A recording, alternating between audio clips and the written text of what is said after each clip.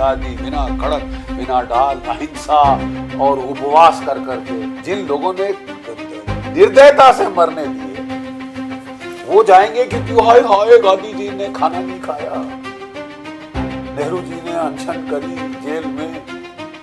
यार ऐसे कमीने लोग हमने कम ही देखे हैं जो ऐसी शहादत को गाड़ दें जमीन के नीचे। नेहरू जी फेवरेट हो गए थे अंग्रेजों के, वो ईटन और हैरो के पढ़े थे, जो कि अंग्रेजों के साथ सबसे बड़े चाटुकार।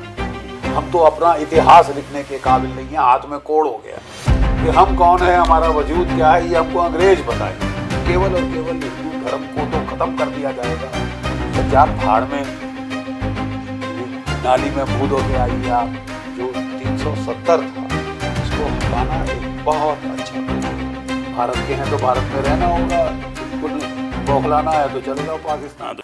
नमस्कार, मेरा नाम है राज के वर्मा और आज राजधर्म में हमारे साथ हैं 1971 और कारगिल वॉर के हीरो, जिन्होंने अपने जोश जज्बे जुनून से नापाक पाकिस्तान को उसकी असल औकात दिखा दी थी। चलिए स्वागत करते हैं हमारे साथ major general doctor GD Bakshi साहब का। सर बहुत बहुत स्वागत है रिपोर्टर जी के खास कार्यक्रम राजधर्म में। Thank you. एक आपका बयान काफ़ी चर्चाओं में रहता है। आज़ादी से पहले जब आज़ादी मिली तो अब इसी बात का जिक्र हमेशा किया जाता है कि बिना खड़क बिना ढाल की जो है वो आज़ादी मिली है। देखिए, मैं कहना ये चाहता हूँ कि जो भारतीय इतिहास है, कोई देश अपना इतिहास आउटसोर्स नहीं करता दूसरे देश को कि आप लिखें साहब, हम तो अपना इतिहास लिखने के काबिल नहीं है, हाथ में कोड़ हो गया। नॉनसेंस ऐसी है कि अंग्रेज आए और हमारा इतिहास लिख गए साहब, कि हम कौन है, हमारा वजूद क्या है, ये हमको अंग्रेज बताएंगे, जो कि बाहर से आए हजारों मील से। और उन्होंने जो इतिहास के खासकर पन्ने जो मरोड़े हैं अच्छी तरह से, एक है एंशिएंट इंडियन हिस्ट्री और दूसरी है मॉडर्न इंडियन हिस्ट्री। ठीक है कि एक तो उन्होंने किया, उसके बाद जो तत्कालीन सरकार थी, जो नेहरू जी की सरकार, उन्होंने भी अच्छी तरह से ये पन्ने इतिहास के मरोड़े, ये बताने के लिए कि साहब आज़ादी केवल हमें और हमें के परिश्रम से यहाँ आपको मिली है। और हमने कैसे दिलाई? हमने तो साहब दे दी हमें आज़ादी, बिना खड़क, बिना ढाल, अहिंसा और उपवास कर करके। मैं आपको एक हकीकत बताना चाहता हूँ, बड़ी कड़वी हकीकत। क्या आप जानते हैं कि अंग्रेजों के राज में 7 बार बड़ी भूखमरी की हालतें पैदा की गई? ये नहीं कि प्रकृति के प्रकोप से भूखमरी हो गई। 7 फैमिन भारतवर्ष में हुई, जिसके अंदर जो आखिरी फैमिन थी 1943, द ग्रेट बंगाल फैमिन जिसे कहा जाता है, उसमें 3.5 मिलियन यानी 3.5 करोड़ भारतीय मारे गए। क्यों मारे गए साहब? ये भी जरा जरूरी है। क्यों मारे गए? क्योंकि उनको डर था कि जापान की फौज, आज़ाद हिंद फौज की सेना के साथ बांग्लादेश के रास्ते नदियों से चिटागोंग और खुलना से हमला करेगी बंगाल की तरफ और पूरे भारत पे कब्जा करने की कोशिश करेगी। उन्होंने साहब जो लकड़ी की नावें थी वहाँ, जिन पे लोकल अपने अनाज, चावल, सब्जी ले जाया करते थे, सब फूंक डाली, आग लगा दी, ये जापानी इनका इस्तेमाल ना कर सके, जला दी वो सारी। और उसके चलते साहब इतनी बड़ी भूखमरी पैदा हुई कि 3.5 करोड़ भारतीय उस एक फैमिन में मारे गए। ऐसी 7 फैमिन अंग्रेजों ने करी। भारत को कभी सोने की चिड़िया कहा जाता है। दूध, घी, दही के नदियां, नाले बहते यहाँ बहते। और ऐसे देश में आप भूखा मर गया करोड़, महामारी भूखमरी पैदा करो, पहली करी साल आदेश दिया गया कि कोई अन्न नहीं उगाएगा, कोई चावल गेहूं नहीं उगाएगा, दाल नहीं उगाएगा, सब अफीम उगाएंगे। ऐसे लोग इसलिए जाएंगे, आप कहना चाहते हैं कि नेहरू जी ने उपवास किया, गांधी जी ने उपवास किया। यानी मजाक करने का तरीका भी कोई भद्दा मजाक होता है यार। जिन लोगों ने निर्दयता से मरने दिए, वो जाएंगे क्योंकि हाय हाय गांधी जी ने खाना नहीं खाया, नेहरू जी ने अनशन करी जेल में। टेल अस अनदर लाई। बेवकूफ नको बना। ये हैरत की बात है कि लोग विश्वास करते हैं इस चीज के अंदर। बहुत समय तक बहुत समय तक विश्वास रहा। बट देखिए साहब, सत्य में एक बड़ी बड़ी बड़ी भैड़ी आदत है कि आप मुर्दे जितना भी गहरा दफनाएं, वो गड़े मुर्दे उखड़ आते हैं। और आज़ादी के 75 साल लगे साहब ये गड़े मुर्दे उखाड़ के लाने के लिए कि हमें आज़ादी अहिंसा से नहीं मिली, हमें आज़ादी मिली क्योंकि आज़ाद हिंद फौज और नेताजी सुभाष चंद्र बोस ने संघर्ष किया। मैं इसी सवाल पर आ रहा था। 1971 आपने देखा, क्या वो वक्त था जब हम पीओके पा सकते थे?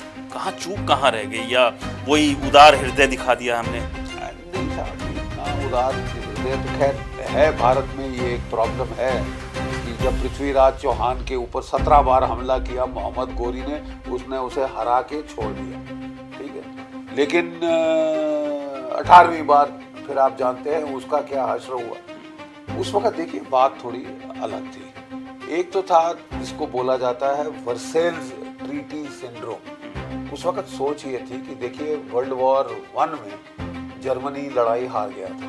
फ्रांस और इंग्लैंड ने उसके ऊपर इतनी ह्यूमिलिएटिंग ट्रीटी ऑफ वर्सेल्स लगाई, इतना उनकी मतलब नाक जमीन में रगड़ी कि तुम हार गए हो, कि सेकेंड वर्ल्ड वॉर का होना सुनिश्चित हो गया। इतनी खुंदस भर दी उनके दिलो दिमाग में कि साहब अगली लड़ाई का होना तो 100% मतलब वो हो गया।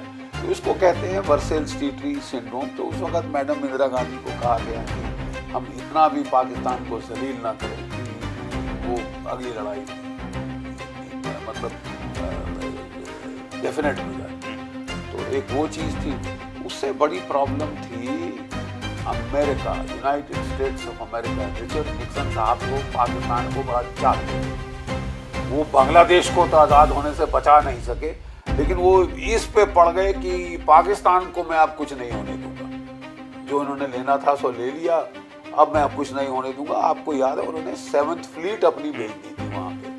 तो आजकल बातें करना बड़ा आसान है कि हम होते तो ये कर देते, वो कर देते। आप क्या करते? उस वक्त 7th फ्लीट अमेरिका का जंगी बेड़ा पहुंचा हुआ था। रूस ने आपको कहा था साहब आप कुछ देर तक होल्ड कर सकते हैं, जल्दी ऑपरेशन खत्म कर लो बांग्लादेश में। और मानेकशॉ साहब तो चाहते थे कि ये करना। उन्होंने ट्रूप्स भी ईस्ट से वेस्ट शिफ्ट करने शुरू कर दिए थे। और ये जब सैटेलाइट से पकड़े गए तो अमेरिका ने अपनी 7th फ्लीट दे दी और साफ धमकी दी कि साहब अगर ऐसा करोगे तो फिर ये बात बढ़ जाएगी और हम कूद पड़ेंगे पीछे। तो उस वक्त नहीं क्या यार थे कि अमेरिका के साथ भी लड़ाई की जाए न की जाए। सो कह देना बड़ा आसान है कि साहब हम होते तो ये करते वो करते। उस वक्त मुश्किल, वो स्थितियाँ अलग होती हैं। उस वक्त मैदान में जो व्यक्ति खड़ा है वो समझता है कि अब हालात क्या है। सर 1971 से आपकी सैन्य जीवन शुरू हुआ था जी। एक लंबा सफर जो है वो आपने तय किया, और आज भी वो जोश जज्बा जो है वो हमेशा जब भी आप कहीं स्पीच देते हैं, बात करते हैं, तो वो दिखता है कि आज भी रगों में देश के लिए मर मिटने का जुनून जज्बा वो है आपके अंदर। देखिए साहब बात ऐसी है, हमारा बैच में 2 टूक शब्दों में कहूँगा स्पेशल था। हमको कमीशन मिलनी थी 14 दिसंबर 1971 को। हमें 1 महीना पहले कमीशन किया गया ताकि हम सब के सब लोग युद्ध में हिस्सा ले सकें और शरीक हो सके 1971 वॉर के अंदर। और मुझे याद है हमको एडजुटेंट साहब ने बुलाया था अपने ड्रिल स्क्वायर पे, और वहाँ पे उन्होंने हमें कहा कि आपकी ट्रेनिंग के स्तर से हम बहुत खुश हैं और आपको सरकार ने फैसला किया है 1 महीना पहले कमीशन देने का। तो हम लोगों ने बड़ी तालियां बजाई। तो वो चुपचाप से मुड़े अपने असिस्टेंट एडजुटेंट की तरफ और बोला कि पुअर चैप्स, बेचारे ये नहीं जानते इनका क्या हश्र होने वाला है। तो वो बोले क्यों सर, क्या ऐसी क्या बात है?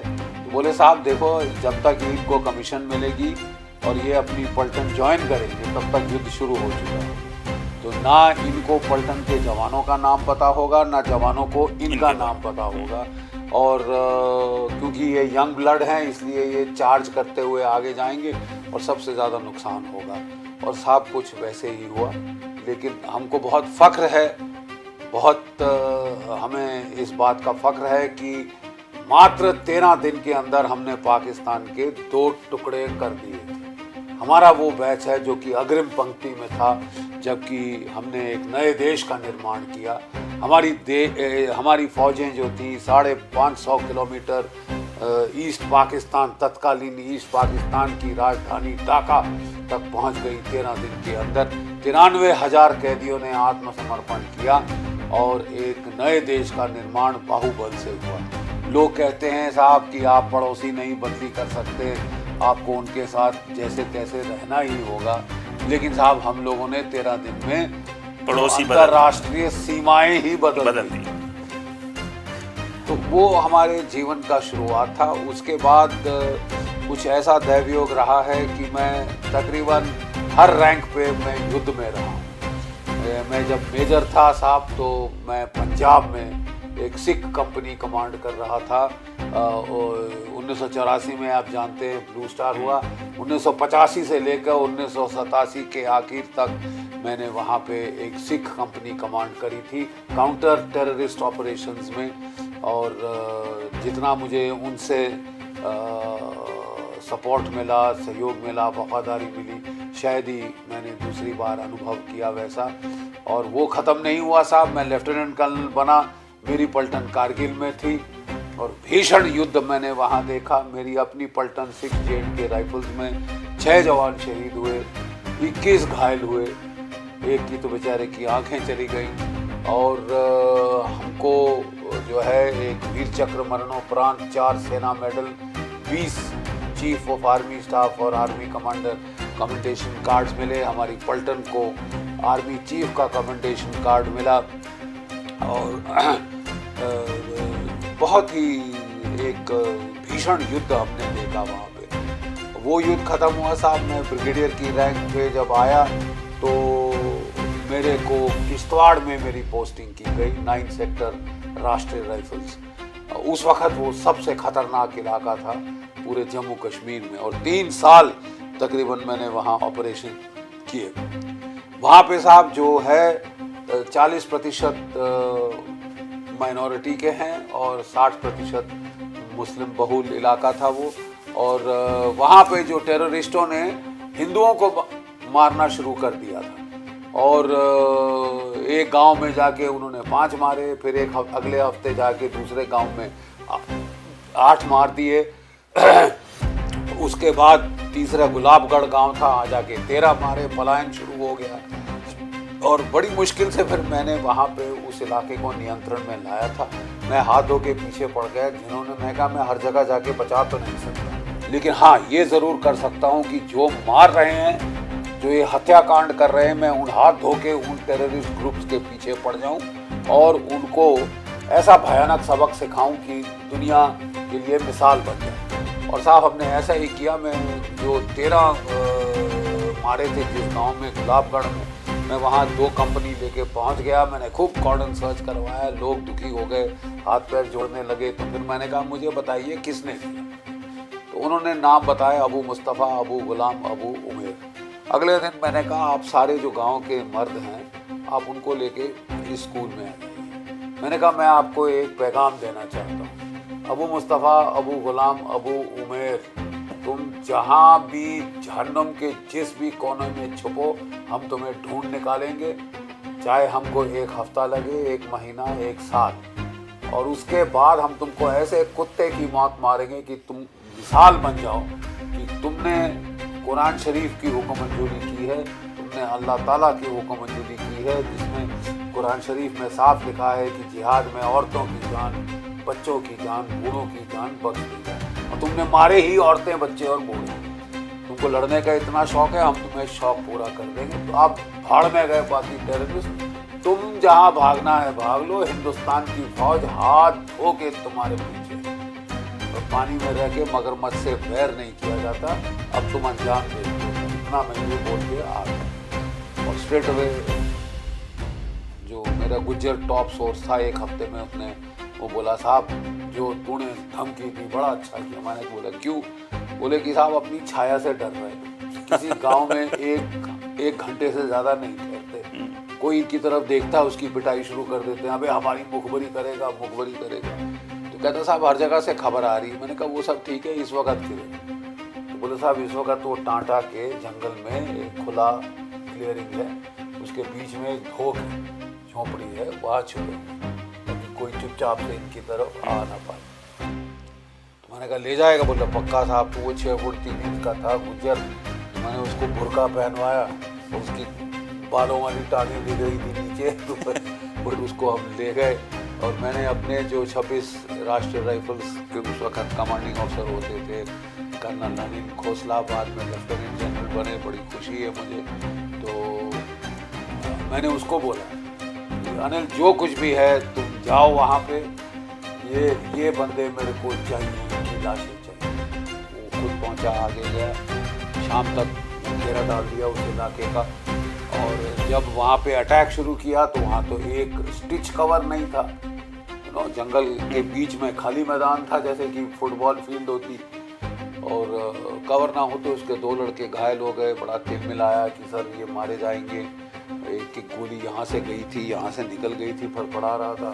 तो मैंने कहा तू किसी हालात में घेरा मत छोड़, क्योंकि तब तक हमको रेडियो इंटरसेप्ट आ चुकी थी कि अबू मुस्तफ़ा, अबू गुलाम, अबू उमेर फौज के घेरे में, कुछ करो यार, फौज उनके खून की प्यासी है, कुछ करो, कहीं फायर खोलो, ये करो वो करो, किसी तरह छुड़वाओ उनको, नहीं तो वो मारे गए बहुत बुरा हाल करेगी फौज इनका। तो हम समझ गए कि ये वही लोग हैं।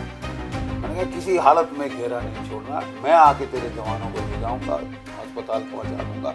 रात को हेलीकॉप्टर नहीं आ सकते क्योंकि उन दिनों हेलीकॉप्टर नाइट फ्लाइंग कैपेबिलिटी नहीं थी। तो मैंने कहा मैं आके ले जाऊँगा। मैं खुद आगे गया, एम्बुलेंस ले गए, आरएमओ ले गए, वो लड़कों को पहुंचाया अस्पताल। सुबह तक अस्पताल पहुंच गए, ऑपरेशन थिएटर तैयार था, वो बच गए। फिर हमला शुरू किया तो फिर लड़के 2 और घायल। फिर मैंने बोला तुम हमला बंद करो, तुम इनको जला दो, ये झोपड़ी को जला दो। हमारे पास वो रशियन थर्मोबारिक रॉकेट लॉन्चर है। तो बोले है तो साहब, लेकिन मैं जला तो दूं, लेकिन अगर सिविलियन अंदर हुए तो फिर मेरी खाट खड़ी हो जाएगी कल।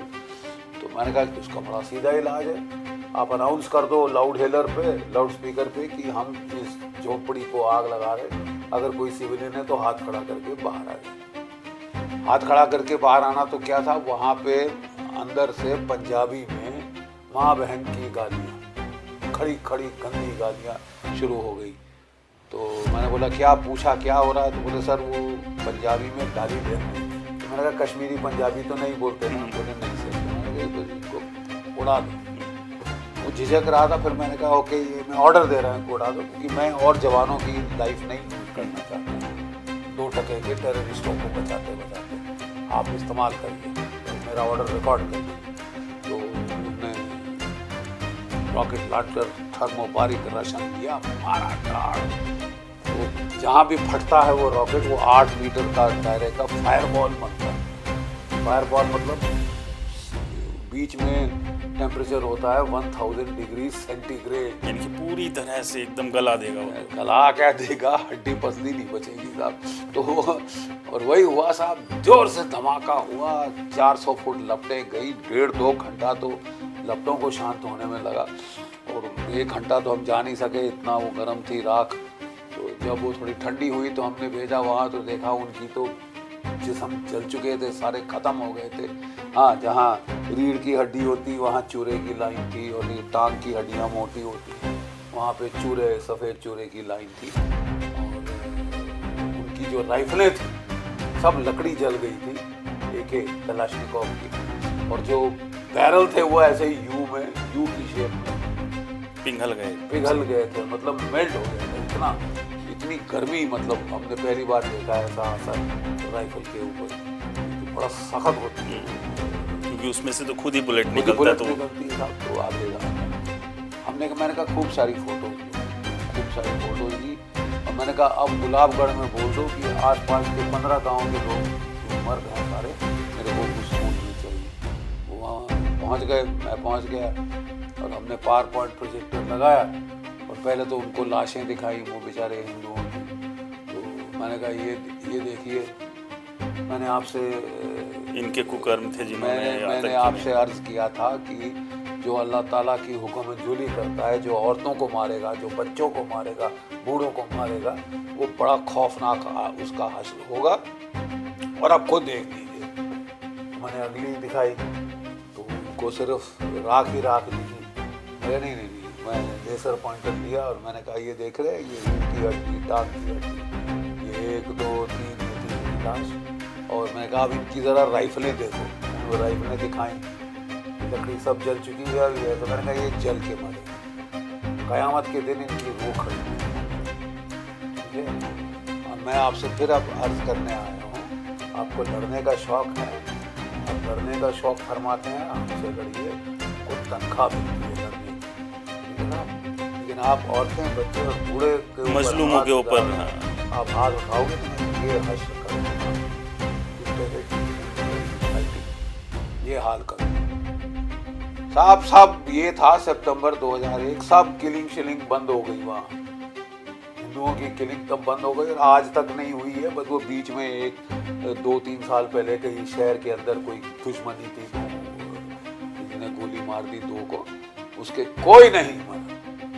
और जो हिंदू वहाँ से पलायन शुरू हो गया था हिमाचल प्रदेश की तरफ, जम्मू की तरफ और ये वगैरह वगैरह, वो सब लोग वापस आ गए।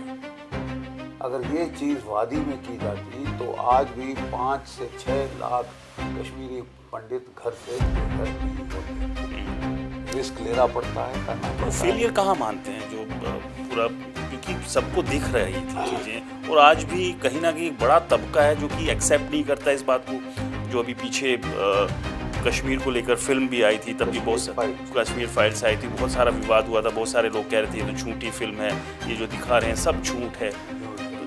अरे साहब, मैं तो वहाँ रहा हूँ ना, मैं जम्मू की पैदाइश हूँ जी, और मेरा पूरा जिंदगी तकरीबन फौजी मेरी वहाँ पर गुजरी। मैंने तो ये अपनी आँखों से ये हाल देखा। और जो लोग झूठ बोल रहे हैं उनसे बड़े सफ़ेद झूठ बोलने वाले दूसरे हैं नहीं, वो असलियत है वहाँ, और वो बड़ी माइल्डली बताई गई है, तो लोगों को इतनी चुलबुली और चुन लगनी शुरू हो गई। यानी कि जो फिल्म में दिखाया इससे भी कहीं ज़्यादा खौफनाक, ज़्यादा वहाँ पे हश्र पूरा हुआ है, क्योंकि वो तो शहर का आपको दिखाया जो हुआ, जो दूर दराज के गांव में हुआ, जहाँ कोई जाता नहीं। वहाँ देखिए, मेरे टाइम में वहाँ पे कोई 60% जो टेररिस्ट थे वो पंजाब या अफगानिस्तान के थे, फॉरेन टेररिस्ट थे। वो वहाँ बहुत बदसलूकी करते थे लोकल्स के साथ, उनकी औरतों के साथ, और तभी खबर आती थी। खबर क्यों आती? जब किसी की औरत के साथ आप बदतमीजी करें, आप रेप करने की कोशिश करें, तो कौन सा है, हिंदू मुसलमान, कोई भी हो, तो कोई जात, कोई इज्जतदार आदमी सहने को तैयार नहीं। और वो फिर आगे खबर देते थे, साहब वहाँ इस फलानी झोंपड़ी ये वो है, वो कर रहे हमारी बच्चियों को छुड़वा दो। तो हम लोगों ने देख के ऐसे मार साहब, वहाँ 5000 आम टेररिस्ट थे सन 2001-2002 के टाइम, और आज रह गए हैं 150। छुटपुट जान बचाते फिरते रहते, कभी कभार दुबक के कहीं कोई सिविलियन अपने कश्मीरी पंडित या कोई लेबर या कोई किसी को मार के फिर दुबक जाते हैं। और बचने के लिए वो क्या तरीका इस्तेमाल कर रहे हैं कि जो नॉन टेररिस्ट है वो ये कार्रवाई नहीं कर रहे, वो किसी को पैसे देते हैं लोकल को जिसकी कोई हिस्ट्री नहीं, कि जो पिस्टल ले जाके मारा इतने पैसे ले ले और ये ग्रेनेड फेंका या ये करा। इनकी कमर टूट चुकी है, खत्म हो चुका है। जो 370 था, इसको हटाना एक बहुत अच्छा कदम था, बहुत ओवरड्यू कदम था। तो जो विरोध कर रहे हैं वो क्यों कर रहे हैं? मतलब यानी कि वो चाहते थे, उनकी राजनीति, उनकी दुकानें जो हैं वो इसी सब के दाएं बाएं चल रही थी। अरे साहब, जिनकी राजनीति पनप रही हो, इस रोटियां सेक रहे हो इस आतंकवाद की आग पे, तो उनको तो नहीं अच्छा लगेगा ना कि ये क्यों चला गया, और चला गया तो देखिए सब खत्म हो गया। कहाँ है पत्थरबाजी? आप वहाँ तिरंगा झंडा नहीं लाल चौक में फहरा सकते थे, बड़ी हिम्मत करके बच्चे यहाँ से जाते थे, उनको वहाँ की पुलिस उनकी हड्डियाँ तोड़ देती थी लाठियाँ मार मार। जे&के की पुलिस, क्योंकि वहाँ की जो सरकारें थी, ये महबूबा मुफ्ती सरकार और उमर अब्दुल्ला सरकार आदि, तो ये तो पाकिस्तान के एजेंटों का काम ज़्यादा कर रही थी, ठीक है। और उनकी पुलिस वहाँ पे मार के लोगों की लोकल हड्डियाँ तोड़ती थी अगर कोई तिरंगा झंडा फहराता था।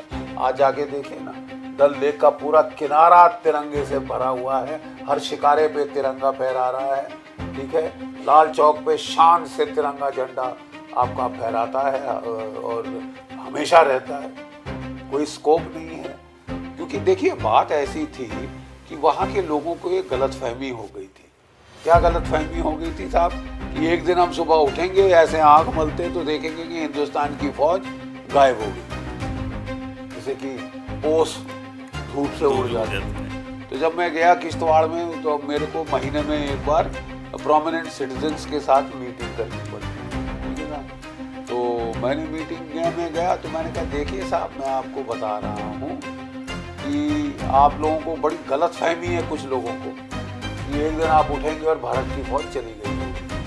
एक चीज़ आप धिठान बांध लें, जितनी जल्दी आपको समझ आ जाए उतनी जल्दी आपकी तकलीफ खत्म हो जाए कि ये भारत ही है जहाँ फौज भारत की है। आज से 10,000 साल बाद भी हिंदुस्तान की फौज यही होगी, हिंदुस्तान का परचम यही लहरा रहा होगा। The earlier you reconcile to this fact, less तकलीफ आपको होगी, ठीक है साहब। आप दो किश्ती में नहीं चल सकते, खासकर अगर किश्तियां अलग अलग दिशा में जा रही, बड़ी तकलीफ होगी आपको, ठीक है साहब। आप समझ लीजिए किस किश्ती में आपको चलना है, तो क्लियर कट। तो मेरे को बाद में लोग आके मेरे को कई लोग बड़े डर रहे थे, ऐसे नहीं बोलना चाहिए था साहब, लोग यहाँ के बौखला जाएंगे, ये हो जाएगा। मैं ऐसी भी तैसी में जाए बौखला जाएंगे, भारत के हैं तो भारत में रहना होगा, बिल्कुल बौखलाना है तो चले जाओ पाकिस्तान। हाँ, तो जब भारत के हैं तो भारत की बात करेंगे, भारत की बात करें। तो साहब मैंने जब ये कहा तो मुझे कुछ वहाँ के सिविलियन आए अलग से और वो मेरे को बोले साहब आपने बहुत अच्छा बोला। पहली बार हमने किसी से सुना कि साहब कश्मीर हमारा है, हम नहीं देंगे, कोई स्कोप नहीं है, इतना भी स्कोप नहीं, घुमा फिरा के कोई बात नहीं करनी, सीधी हाँ किसी भी बात करनी है कि स्काई इज द लिमिट, कुछ भी मांगो हम दे देंगे। नॉनसेंस, नहीं दे सकते। अब भारत की संप्रभुता से कोई खिलवाड़ नहीं कर सकता, कितना भी उदार हृदय हो, अब नहीं कर सकते ऐसा। और साहब वैसा ही हुआ, वो जब 370 हटा वो सारी एम्बिग्विटी खत्म हो गई और बड़ा क्लियर कट मैसेज गया कि कश्मीर हमारा है, ठीक है, कश्मीर हमारा है, हमारा था और हमारा रहेगा। अगर कोई सवालिया निशान है तो पीओके के ऊपर है कि वो कब वापस दे रहे। क्या आप जानते हैं 60,000 की आज़ाद हिंद फौज थी, जिसमें से 26,000 शहीद हो गए। आपके नेशनल वॉर मेमोरियल पे कितने नाम हैं आज के दिन मालूम? 1947 से लेकर आज तक आपके 26,150 कुछ नाम वहाँ पे आए हैं। 1.3 मिलियन 13 लाख भारतीय सशस्त्र सेनाओं में से अभी तक जो कुर्बानियां हैं टोटल वो 26,000 के करीब हैं। ये कोई 2.5 साल की लड़ाई के अंदर 26,000 कुर्बानी, 60,000 की फौज, यानी 44% शहीद हो गए। यार ऐसे कमीने लोग हमने कम ही देखे हैं जो ऐसी शहादत को गा दें जमीन के नीचे। यहाँ राज्य चाहिए साहब हमको, हमें राज्य कौन देगा अगर पता चलेगा कि साहब अंग्रेज भागे हैं तो इनकी वजह से, हमारे नाटक और चरखे काटने की वजह से नहीं गए। आपने तो 26,000 को तो दोबारा मार दिया साहब। अब भूल गए उनकी शहादत को, कुर्बानियों को, उनके परिवारों को, उनके परिवारों का। क्या आप जानते हैं कि देखिए 200 साल गुलामी करी आपने अंग्रेजों की, फिर जब आपको सो कॉल्ड आज़ादी मिली, so called in 15 August 1947 you did not get independence, you got dominion status, ये बात याद रखिए। और जो पहला गवर्नर जनरल आज़ाद हिंदुस्तान, सो कॉल्ड आज़ाद हिंदुस्तान का था, वो नेहरू जी ने बनाया, लॉर्ड लुई माउंटबेटन। आपका दिल तंग नहीं आया था अंग्रेजों से 200 साल के अंदर कि आपको माउंटबेटन को बिठाना जरूरी था? और माउंटबेटन का पहला आदेश था कि ये जो आज़ाद हिंद फौज के सैनिक हैं, 60,000 में से 26,000 तो शहीद हो चुके हैं, बाकी में किसी एक को भारतीय सेना में वापस नहीं लिया जाएगा, इनकी पेंशन बंद की जाएगी, इन्हें भूखों मरने छोड़ा जाएगा। और वो तो इनको फांसी टांगना चाहते थे। तभी लाल किले में उन्होंने ट्रायल शुरू की थी। वो ये भूल गए कि जैसे ही लोगों को पता चला कि एक आजाद हिंद फौज थी जिसने ऐसी कुर्बानी दी है, तो साहब बम फट गया भारतवर्ष में। और कलकत्ता में रॉयट, दिल्ली में रॉयट, लाहौर, कराची, मुंबई, सारे रॉयट शुरू हो गई। और उस वक्त हमारी सशस्त्र सेनाएं जो थी, ब्रिटिश इंडियन आर्मी, वो थी 26 लाख, 25 से लेके 26 लाख की हमारी फौज थी, जो वर्ल्ड वॉर 2 में लड़ चुकी थी, जर्मनों को, जापानियों को, इटालियंस को हरा चुकी थी। और 40,000 गोरे सैनिक थे और 25 लाख भारतीय। तो उस वक्त लॉर्ड जो उनका था, फील्ड मार्शल रॉकिनले, जो कि कमांडर इन चीफ था ब्रिटिश इंडियन आर्मी का, उसने नवंबर 1945, दिसंबर 1945 में एक रिपोर्ट लिखी कि साहब हमको तशरीफ का टोकरा लेके चले जाना चाहिए, नहीं तो भड़क गई है भारत की सेना, भड़क गए हैं भारत के लोग। 25 लाख आर्म्ड यहाँ पे सिपाही है जो कि वर्ल्ड वॉर 2 लड़ चुके हैं। अगर इन्होंने पत्थर भी फेंके साहब, अगर इन्होंने पत्थर भी फेंके तो हम टिक नहीं सकते।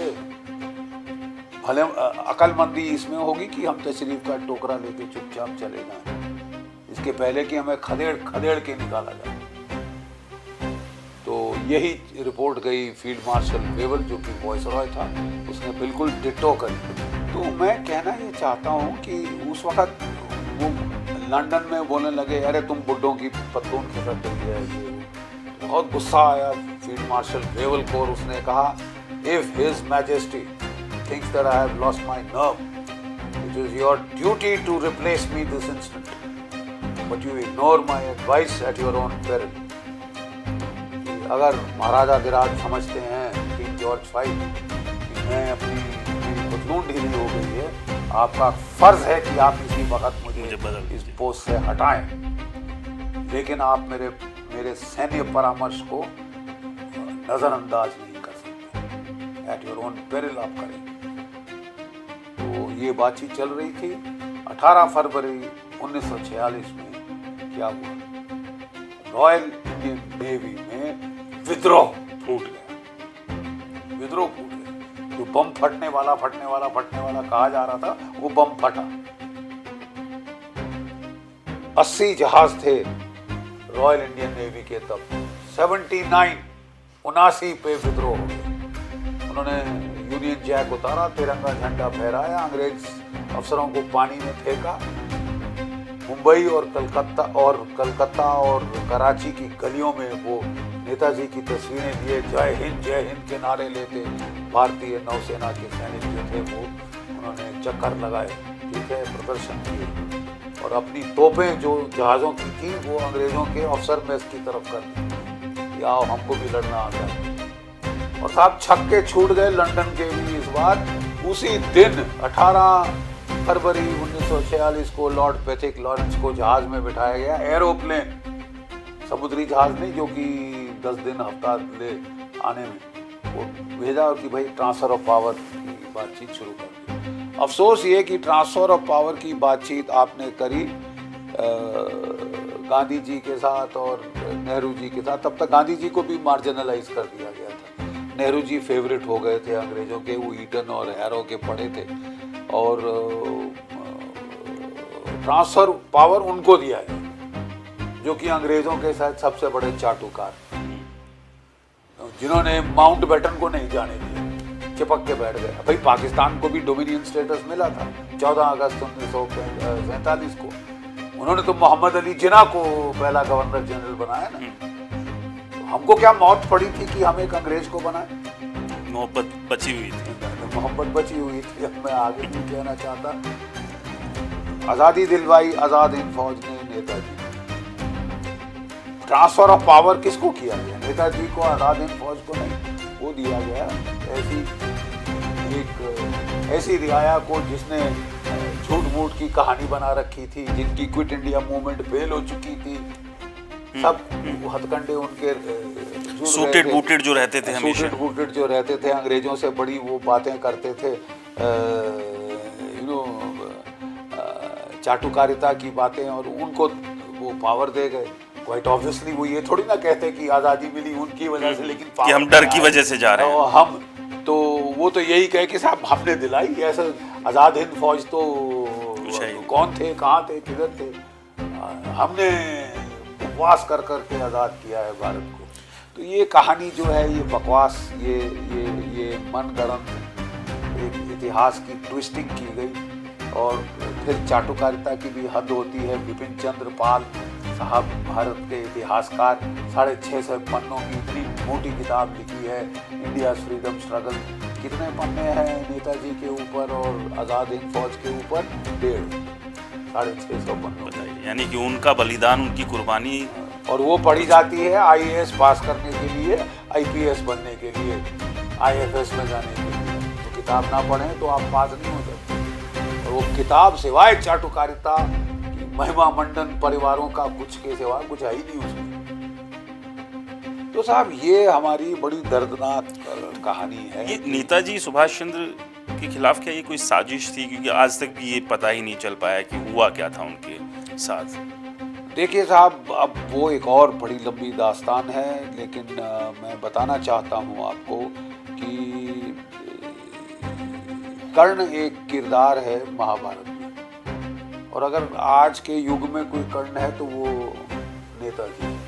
जितना किया उन्होंने, और मतलब श्रेय मिलना तो आप छोड़ दीजिए, जमीन के नीचे नाम गाड़ दिया गया और ये वो वगैरह वगैरह, but he was a great patriot. उन्होंने गांधी जी को साफ बोल दिया था, गांधी जी आपके ये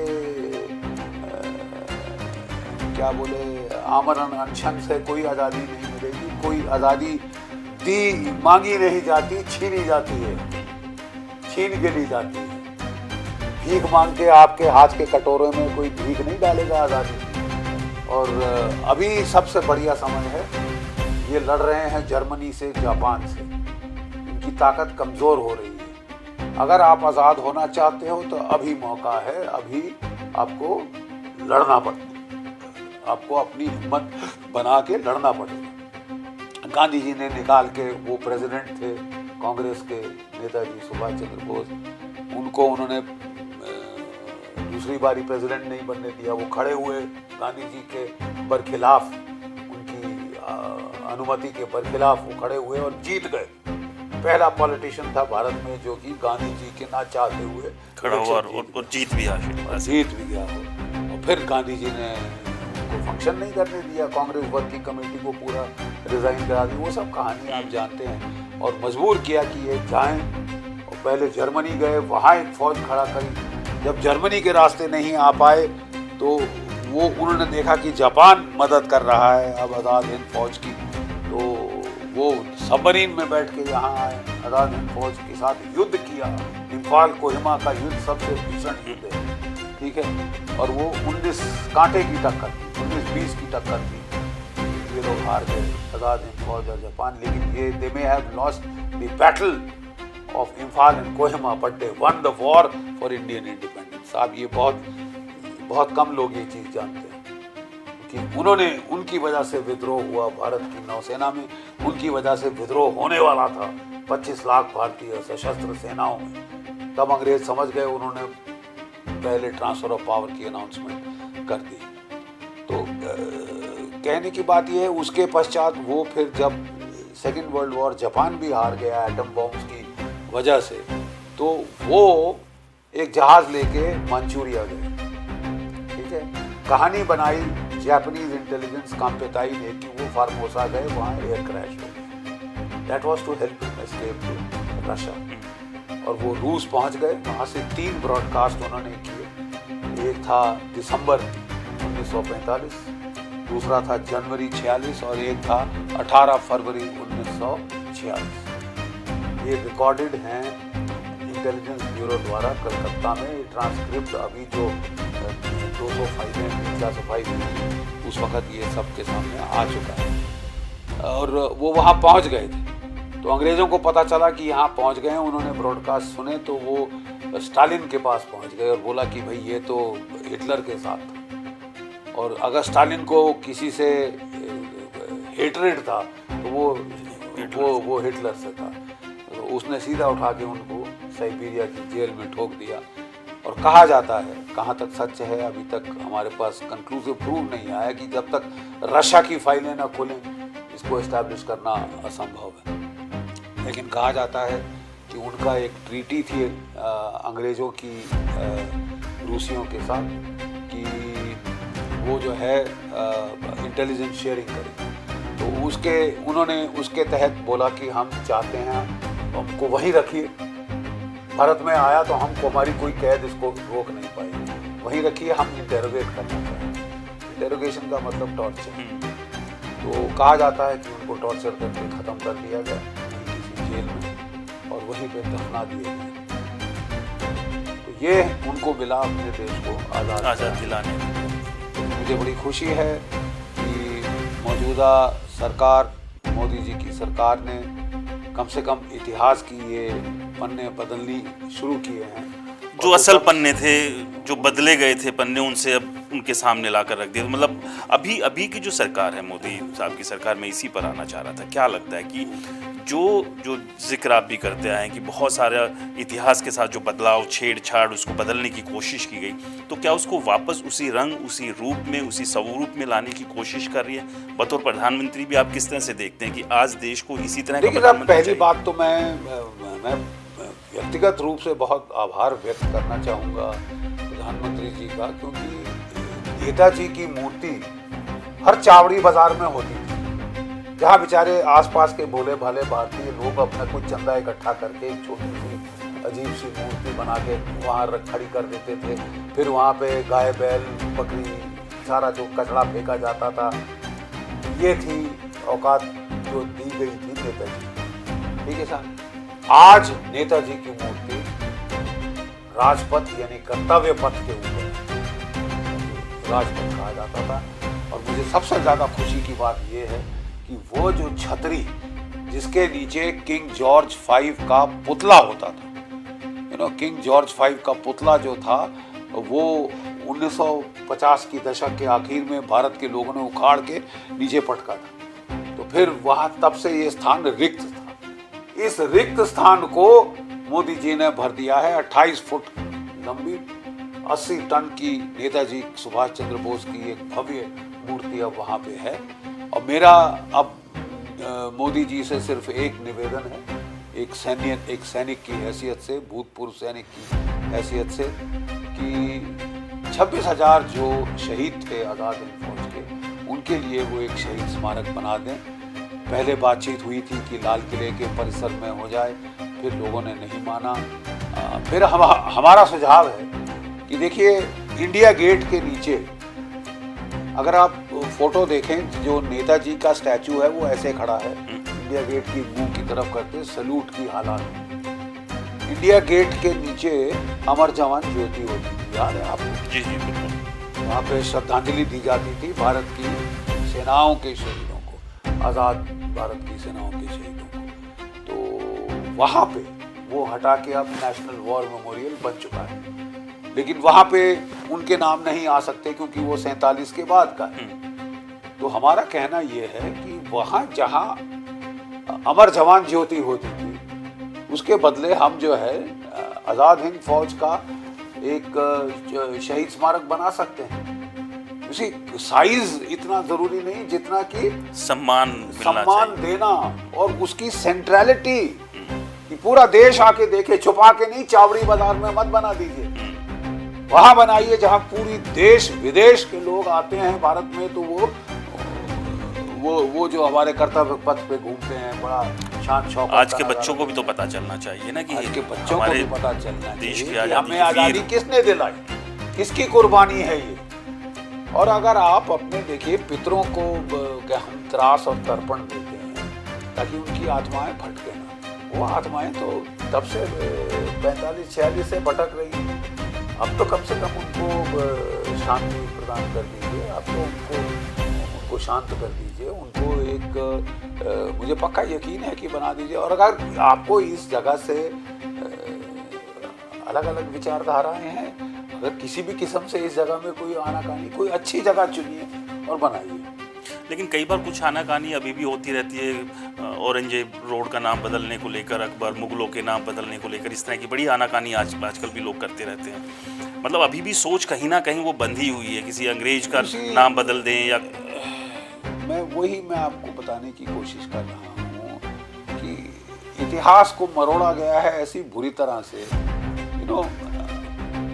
हमें बताया जाता है कि आजादी का मतलब मुगल साम्राज्य की वापसी, क्योंकि कहते हैं साहब मुगल साम्राज्य था, फिर ब्रितानवी सरकार आई और फिर भारत की आजाद सरकार, अंग्रेज बना गए, उदारता में दान दे गए एक सरकार हमें। साहब ये सब मैं कहना चाहता हूँ कि क्या आप इतिहास के जरा पन्ने नजदीकी से पढ़ते। मुगल साम्राज्य को खासकर औरंगजेब ने जब आतंक शुरू किया, भारतीय मूल के जो लोग थे उन्होंने विद्रोह किया उसके खिलाफ। दक्षिण भारत में छत्रपति शिवाजी महाराज, उत्तर भारत में गुरु गोविंद सिंह, ठीक है, हमारे हरियाणा के रोहिल्ला जाट, ठीक है, और पूर्वी भारत में जनरल लचित बुरपुखान आसाम का। इन्होंने मुगल साम्राज्य को मात्र 100 वर्षों के अंदर खलास कर दिया था। मुगल सल्तनत एक कोतवाली भी नहीं रह गई थी लाल किले के अंदर, और वो भी कोतवाली में भी वो वहां के मुगल राजा जो थे वो राज्य करते थे सिखों की और मराठों की, किसको बोलते हैं ना, काइंडनेस के ऊपर। ये आपके इतिहास से मिटा दिया गया है। मुगल साम्राज्य, ब्रितानवी साम्राज्य, ये इसलिए औरंगजेब रोड। आपने जब अपनी क्या कहते हैं टूरिज्म शुरू करी, भारत को शोकेस करना शुरू किया, आजाद भारत को, तो हमें बोला गया कि साहब हिंदू जाति, कौन सी हिंदू जाति? हमने तो कास्ट सुने हैं, हमने तो जातियां सुनी हैं, हमने तो ये सब सुना है, कोई हिंदू तो है ही नहीं ऐसी नाम की कोई चिड़िया। हाँ, और यहाँ है तो हम औरंगजेब रोड, अकबर रोड, ये रोड, वो रोड, और आपको टूरिज्म करनी है तो लाल किला, फतेहपुर सीकरी, ताजमहल, यही है भारत में साहब। बाकी सब तो वानर सेना थी, लंगूर थे, अनपढ़ गधे गंवार और ये थे। अरे साहब 10,000 साल का इतिहास है। मुगल साम्राज्य केवल 400 वर्ष रहा था, अंग्रेज साम्राज्य 200 वर्ष रहा था। लेकिन आप अब कोई इतिहास, इंडियन हिस्ट्री की बुक पढ़ लें, एंशिएंट हिस्ट्री, जिसमें सारी आपकी हिंदू हिस्ट्री शामिल है, ठीक है, जो कि मोहनजोदाड़ो, हड़प्पा से लेकर सरस्वती सिविलाइजेशन से लेकर आज तक। By the way, carbon dating जो हुई है सरस्वती सिविलाइजेशन की कितनी है? 9,500 वर्ष। रेडियो कार्बन डेटिंग, साइंटिफिक, झुटलाया नहीं जा सकता। हिंदू की बात करें, आजकल बहुत सारे नेता हैं, राम प्राण प्रतिष्ठा से आत्मा उनकी बेचैन है, दुखी हो रखी है, लगातार सनातन और हिंदुओं को गाली देते रहते हैं। कोई कहता कोड है, कोई ईट से कंपैरिजन कर देता है। देखिए साहब, वही मैं बता रहा हूँ कि एक प्रजातंत्र का मतलब क्या है? विल ऑफ द मेजॉरिटी, कि जो मेजॉरिटी है भाई वो उसका विल उजागर होके आएगा। इलेक्शंस में जो मेजॉरिटी जिसको मिलती है वो पार्टी जीती मानी जाती है। लेकिन यहाँ एक नया फलसफा था नेहरूवियन इसका, कि भारत को सेक्युलर रखना है। सेक्युलर मतलब ये जो हिंदू मेजॉरिटी है इसे कभी पॉलिटिकल कंसोलिडेशन नहीं होने देनी चाहिए, पावर नहीं होने देनी। मुझे समझ नहीं आया कोड है क्या, इनको क्या है, मुझे समझ नहीं आया कि अगर वो ज्यादा बहुल हैं तो वो बहुल हैं, अब हम तो नहीं कर सकते। अब हम क्या उनको तो मार डाला जाए या उनके गले काट रेत दिए जाए, क्या किया जाए कि आपकी जो सेक्युलरिज्म की डेफिनेशन है वो बनी रहे। अब पॉलिटिकल कंसोलिडेशन की 2014 के बाद आप समझिए ये शुरू हुई थी जब आपके रामायण सीरियल रामानंद सागर था और महाभारत सीरियल शुरू हुआ था, और फिर उसके बाद वो रथ यात्रा हुई थी और राम मंदिर की एजिटेशन हुई थी। करते करते कराते आज आपकी पॉलिटिकल कंसोलिडेशन हो गई है। एक हिंदू बहुल पार्टी आपकी वहाँ पे इन पावर है और वो सुशासन कर रही है, तो वो रहेगी। लोगों को उसी से तकलीफ हो रही है। अब लोगों को उससे तकलीफ है कि साहब नहीं, सेक्युलरिज्म मेरे समझ में सर्वधर्म समभाव। भाई आप नमाज पढ़ना चाहते हैं, आप नमाज पढ़िए, आप उपवास करना चाहते हैं, उपवास करिए, आप मंदिर जाना चाहते हैं, मंदिर जाइए, गिरजाघर, साइनागॉग, जहाँ भी आपका लगता है करे, आप अपना करिए, मैं अपना करूँगा। I try and help you. अगर मतलब आप ट्रेन में मेरे साथ जा रहे हैं, आपको नमाज पढ़नी है, आई विल मेक वे, जरूर करो। That is I thought secularism. लेकिन सेक्युलरिज्म की एक नई डेफिनेशन की साहब, केवल और केवल हिंदू धर्म को तो खत्म कर दिया जाएगा, उसको तो ही सेक्युलरिज्म आएगा, उसको तभी सेक्युलरिज्म होगी। तो ये थोड़ा सा ये डेफिनेशन सेक्युलरिज्म की मेरे को समझ नहीं है। जो अमेरिकन राष्ट्रपति है वो बाइबल में ओथ देता है, वो in the name of God हर चीज बोलता है, गॉड ब्लेस अमेरिका बोलता है। वहाँ कोई सेक्युलरिज्म की दिक्कत नहीं आती, यहाँ दिक्कत आ जाती है। यहाँ श्री राम बोल दे तो तकलीफ होने लगती है, श्री राम बोल दे तो तकलीफ हो जाती है साहब। तो अब मैं समझता हूँ कि ये पॉलिटिकल मैच्योरिटी अब आ गई है। The dominant demographic has now asserted itself, as simple as that. Dominant demographic will assert itself in a democracy. Otherwise तो वो तो डिक्टेटरशिप हो गई ना साहब। Dominant demography must assert itself. That is exactly what has happened. जो political consolidation बहुत देर से ये लोग कह रहे थे कि नहीं होने देंगे, नहीं होने देंगे, वो हो चुकी है। And now it is irreversible लग रही है। अब तो नहीं irreversible लग रही है। चलिए सर, बहुत बहुत शुक्रिया। बहुत सारी चर्चाएं की है आपने अपने जीवन से लेकर, और तमाम सारे पहलुओं पर बारीकी से अपनी बात रखी, और जो आपका हमेशा से अंदाज भी रहता है कि सच को सच बोलना है, और झूठ है तो उसको झूठ की तरह ही उससे निपटना है, क्योंकि झूठ एक दुश्मन की तरह है, और दुश्मन के साथ अगर आप दया भाव रखेंगे तो वो पलट कर आपके ऊपर वार मैं करेगा। सिर्फ लास्ट में एक चीज़ कहना चाहूँगा, where you are going depends a lot on where you came from. मैं सैनिक तो हूँ ही, मैं एक सैनिक इतिहासकार भी हूँ। मैंने रिटायरमेंट के बाद अपनी PhD करी है मिलिट्री हिस्ट्री, और मेरा ये कहना है कि वेयर यू आर गोइंग, आप कहाँ जा रहा है आपका देश, बहुत हद तक मुनस्सर है आप आए कहाँ से है। ठीक बात। आपको ये तो जानना होगा कि हम असलियत क्या है। हिस्ट्री को नहीं जानेंगे। मैं नहीं कह रहा साहब, कोई नहीं कह रहा कि आप भगवाकरण करें इतिहास का। हम कह रहे हैं आप जो है वो तो कम से कम कह दें। History is supposed to be the truth. History is not hagiography of a particular dynasty. History is supposed to be the truth. What is the truth? आप सच तो बोल दे बस।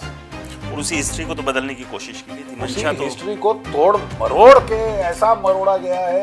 एक तो अंग्रेज मरोड़ के गए, फिर उनके यहाँ पे उनके जो उनके पीछे लग्गू थे, उनके जो चाटुकार थे, जूते चाटने वाले, अब वो यहाँ रख के हमको बताने लगे कि आप एक शब्द बदली नहीं कर सकते अंग्रेजों के लिखे इतिहास का। वो गोरे थे, वो श्वेत थे, आप काले हो।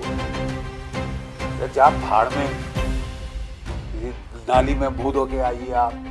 आपको इतनी शर्म नहीं है, अपने देश में इतना स्वाभिमान नहीं है। हम अपने देश का इतिहास खुद नहीं लिख सकते, अंग्रेजों की जरूरत है। अरे हमारे लड़के देखिए, आप टॉप मोस्ट हैं साइंटिस्ट अमेरिका के अंदर, नासा के, आपकी सिलिकन वैली में 30% सिलिकन वैली तो इंडियन से बनी है। नासा 30% से ऊपर इंडियंस भरे हैं। टॉप डॉक्टर्स वहाँ के मेडिकल स्पेशलिस्ट अमेरिका में इंडियन हैं। ठीक है साहब। तो अब हमको क्या, where is the inferiority complex, मुझे समझ नहीं आया कि इतिहास लिखवाने हम ऑक्सफोर्ड जाएंगे या हार्वर्ड। अब ऑक्सफोर्ड के बदले साहब हार्वर्ड नया हो गया, और वहां से हमें इतिहास लिख के बताया जा रहा है कि साहब कास्ट कितना प्राइमरी है, और ये कास्ट सबसे बड़ी आपकी जहमत है। अगर आपको ले डूबेगा तो आपका कास्ट ले डूबा था, वो आपको लड़ाता रहा आपस में, और एक बार फिर अगर आप नहीं जागे तो आपको ये कास्ट ही डुबोएगा। वो दुश्मन तो चाहते यही है ना। अब तो फेंकी उन्होंने यही। हार्वर्ड में आपके कास्ट के ऊपर बड़े बड़े पोथे लेके जा रहे हैं, क्योंकि उनको सब कास्ट किसने चालू किया था? जो जाति वर्ण प्रथा थी उसको कास्ट में किसने बदला? हर्बर्ट वो जो एक अंग्रेज था, जो कि पहला सेंसस कमिश्नर था हमारा, उसने ये कास्ट की इन्वेंशन की थी। उसने सेंसस फॉर्म बनाए थे, 10 सेंसस करा के गया कि भाई रटा दिया तुमको कि तुम्हारी जात ये है, तुम्हारा कास्ट ये है, तुम्हारा वर्ण ये है, तुम्हारा ये, ताकि तुम इस पे लड़के मरो। अब सबसे बुरी बात जो मुझे लगती है हमारे पॉलिटिक्स के बारे में ये 75 साल हो गए आज़ादी के, आप कास्ट को आपने और गहरा कर दिया। जो पहले उखाड़ के फेंकना चाहिए था, जो सिख गुरुओं ने बोला कि इसको तो साहब देखो, जो महर्षि दयानंद ने कहा इसको तो साहब निकालो, बहुत हो गया फूट आपसी। और वो जो है अंग्रेज वो कह गया था as long as there is caste there will be no India. जब तक कास्ट है साहब आपस में लड़ते मरते रहेंगे। और उसने ये उनका फलसफा था, ये उनकी नुस्खा था भारत को राज करने का, तोड़ो और राज करो। अब तो हम आजाद हुए भी 75 साल हो गए, अब भी कास्ट हमारे गले में। वो सब जहन अभी भी कहीं ना कहीं गुलाम है ना, और उस गुलामी से निकलना नहीं चाहता। गुलामी की जो जंजीरें हैं वो इधर हैं। Thank you so much sir, बहुत बहुत शुक्रिया। जय हिंद, जय भारत, जय। बहुत बहुत शुक्रिया सर, थैंक यू।